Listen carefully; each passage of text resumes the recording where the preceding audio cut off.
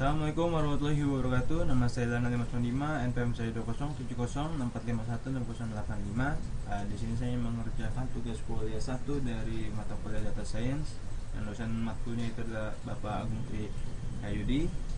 Oke, di sini soal yang diberikan adalah membuat ringkasan materi dan dipresentasikan di YouTube. Oke.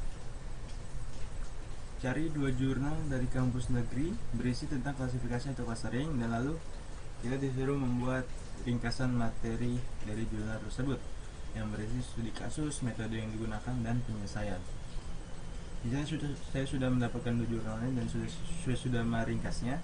Yang pertama itu adalah jurnal pertama, itu aplikasi berbasis web untuk klasifikasi kelayakan calon peminjam kredit pada koperasi UMSP sepakat, dari Yuwin Suskaryao. Di sini studi kasusnya, koperasi UMSP sepakat merupakan sebuah koperasi simpan pinjam yang dikhususkan untuk perempuan. Terdapat masalah pada penentuan kelayakan peserta peminjam yang masih dilakukan secara konvensional, sehingga seringnya terjadi kredit macet disebabkan oleh ketidaklayakan peserta yang diberikan pinjaman. Penentuan penerima pinjaman harus mempertimbangkan beberapa faktor sebagai penentu untuk memastikan bahwa pihak penerima memang layak mendapatkan pinjaman kredit, dan cara itu dapat dilakukan dengan menggunakan teknik data mining, yaitu klasifikasi. Jadi di sini kita harus menguji layaknya peminjam dari koperasi simpan pinjam ini. Yang metode yang digunakan itu algoritma C45 dan Naive Bayes Classifier atau NBC.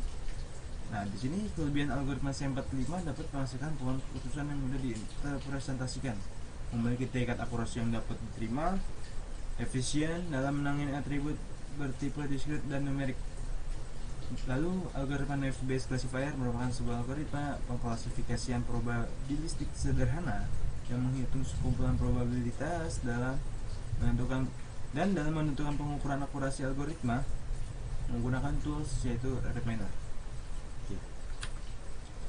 Dan penyelesaiannya untuk jurnal ini, hasil pengujian klasifikasi dari algoritma C45 dan Naive Bayes menggunakan tools RapidMiner didapatkan hasil akurasi dari metode algoritma C45 dengan nilai yaitu 85,92%, sedangkan hasil akurasi dari metode algoritma Naive Bayes didapatkan hasil yaitu 84,51%.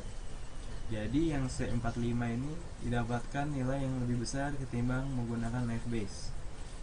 Lalu berdasarkan akurasi, maka dilakukan penerapan metode algoritma C45 ke dalam sistem kelayakan calon peminjam kredit pada koperasi UMSP sepakat tadi ya.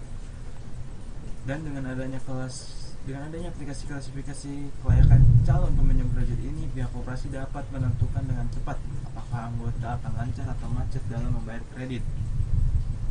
Jadi itu jurnal pertama. Lalu jurnal kedua itu adalah text mining, judul skripsi menggunakan Cummins clustering dari UIN Alauddin Makassar. Jadi studi kasusnya adalah setiap tahun jurusan teknik informatika meluluskan mahasiswanya dengan penelitian yang beragam.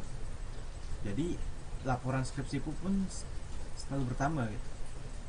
Lalu semakin bertambahnya penelitian skripsi ini, menemukan peluang semakin banyaknya mahasiswa yang mengambil penelitian yang mirip atau bisa dikatakan hampir sama dengan penelitian yang sudah ada sebelumnya.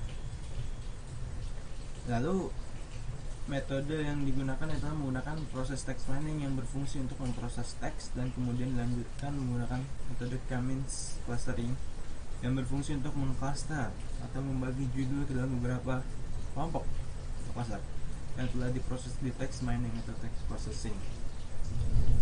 Oke. Dan penyelesaiannya adalah judul skripsi akan dikelompokkan dengan bantuan text mining dan metode pembobotan kata pada beberapa kelompok data yang diuji. Pengujian 237 data judul memiliki rata-rata presentase nilai entropi cluster sebesar 0,56. Untuk entropi kelasnya sebesar 0,46, sedangkan untuk nilai akhir NMI sebesar 0,84.